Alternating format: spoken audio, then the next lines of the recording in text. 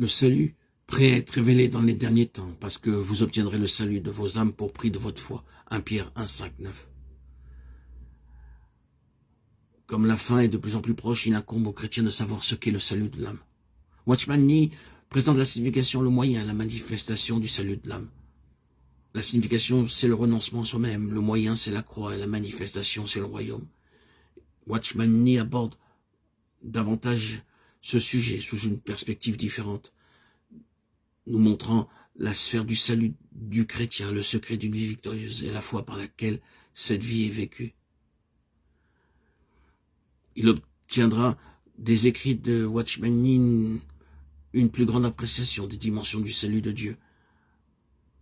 Si l'auditeur et l'auditrice tendent l'oreille, ces enseignements gracieusement offerts à l'homme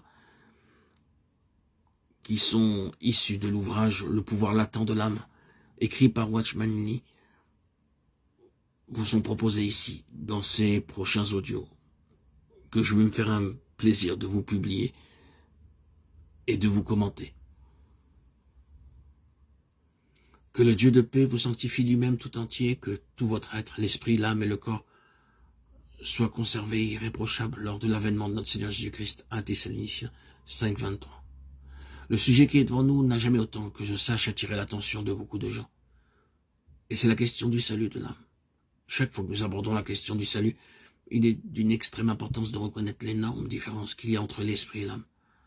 Selon 1 Thessaloniciens 5, 23, les Écritures écrivent nettement l'homme en possession de 3 éléments importants. Ils le décrivent ayant l'esprit, l'âme et le corps.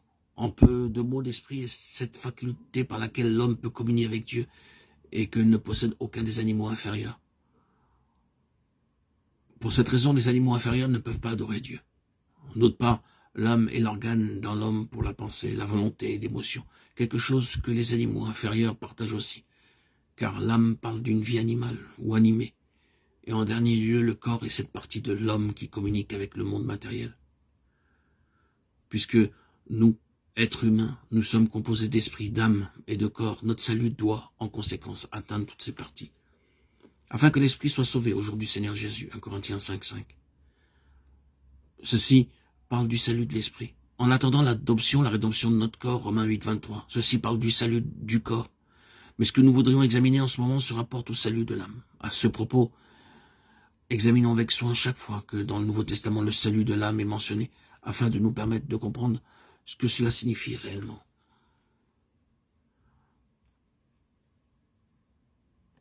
Alors, Jésus dit à ses disciples, « Par ceci, nous savons que les paroles qui suivent, le Seigneur Jésus les a dites à ses disciples et non pas à des étrangers. S'ils sont des disciples, ils sont alors sauvés. Par conséquent, n'oublions pas que les mots qui suivent s'adressent à des saints sauvés et non à des pécheurs non sauvés. Si quelqu'un veut venir après moi, cela est, si un homme parmi les sauvés voudrait suivre le Seigneur, l'homme est un disciple sauvé qui désire surtout suivre le Seigneur, qu'il me suive. Nous met sur la voie des conditions qui sont énoncées par la suite. Premièrement, qu'il renonce à lui-même. Renoncer à soi-même signifie ne pas tenir compte de soi-même ou renoncer à ses privilèges. Renoncer à soi-même veut dire se mettre de côté pour chercher la pensée de Dieu. De sorte qu'en toute chose, l'on ne puisse suivre sa propre pensée ni être centré en soi-même. Cette catégorie de personnes seulement peut suivre le Seigneur. Cela va de soi. Car comment peut-on suivre le Seigneur si l'on suit soi-même? Qu'il se charge de sa croix et qu'il me suive. Ceci est encore plus profond que de renoncer à soi-même. Car renoncer à soi-même est seulement ne pas tenir compte de soi-même, tandis que se charger de sa croix, c'est accepter tout ce que Dieu a décidé pour la personne et être disposé à souffrir conformément à la volonté de Dieu, en renonçant à nous-mêmes et en nous chargeant de la croix. Nous pouvons vraiment suivre le Seigneur. Matthieu 16, 24, 28.